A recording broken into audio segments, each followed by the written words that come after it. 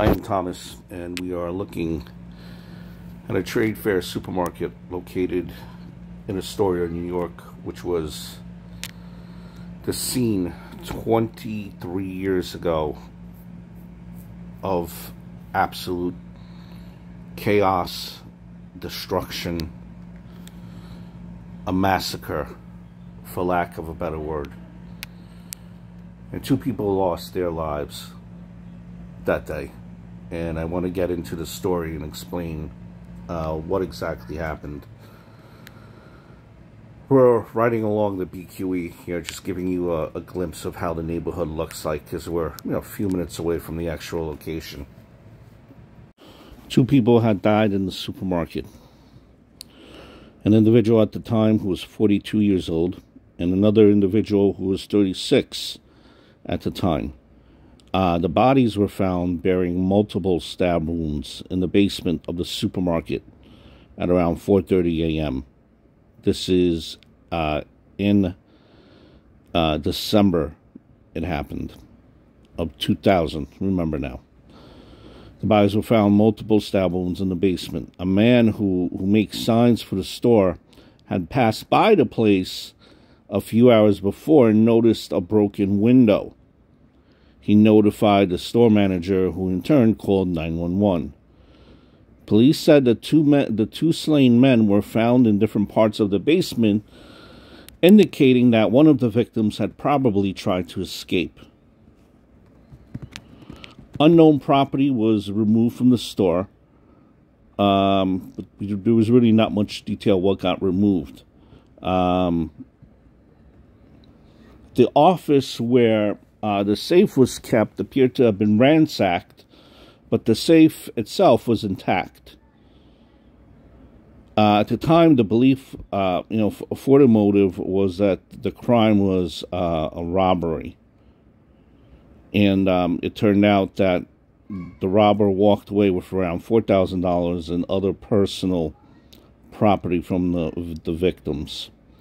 Now, the 2 individuals who were deceased in the store, one of them stocked shelves and the other one was a floor cleaner.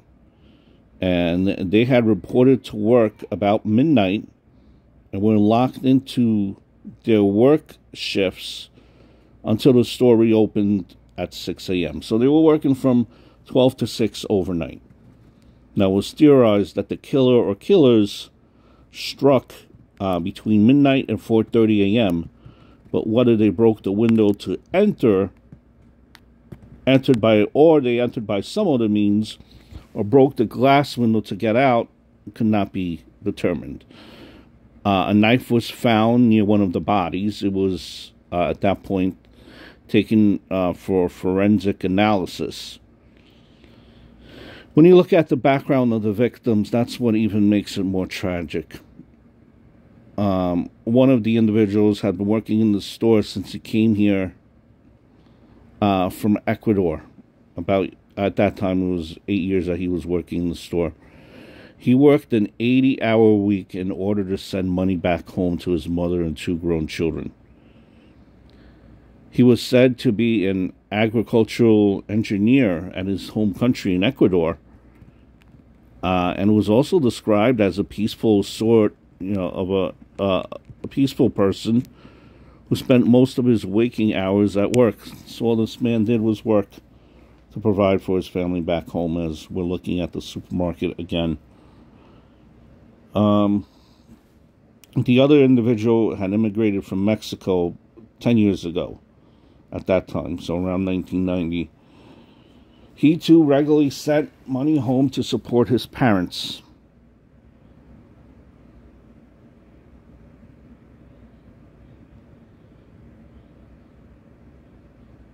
It's just a sad story.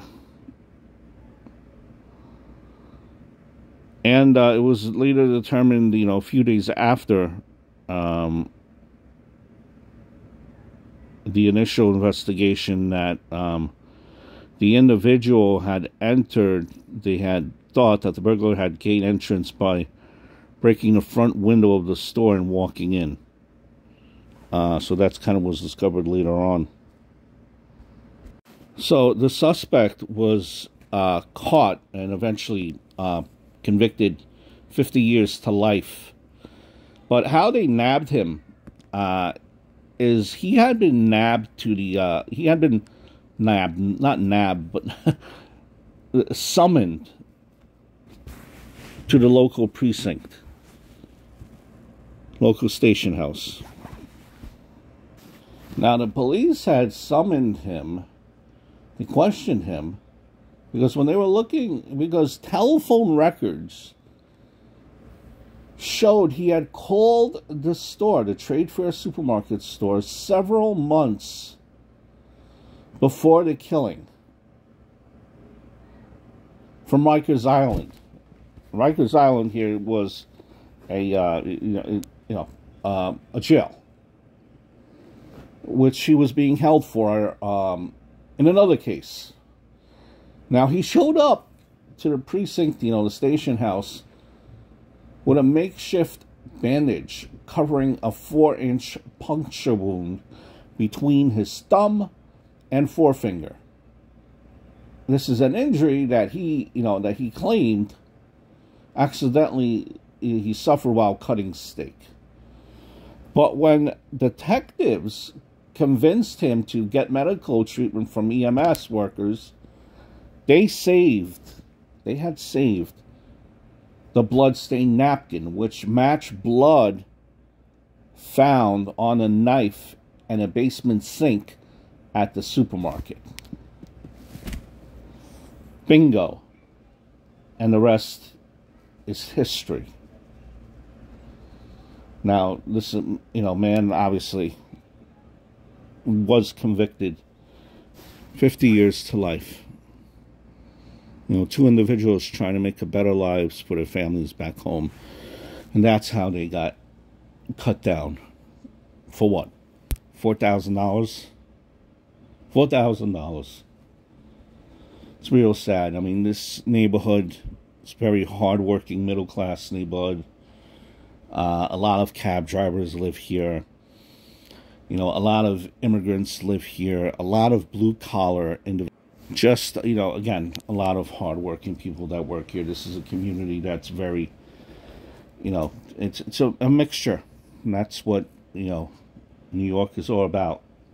A lot of hard-working people. And it's sad that someone that does not want to work, takes 2 people's lives. Very sad.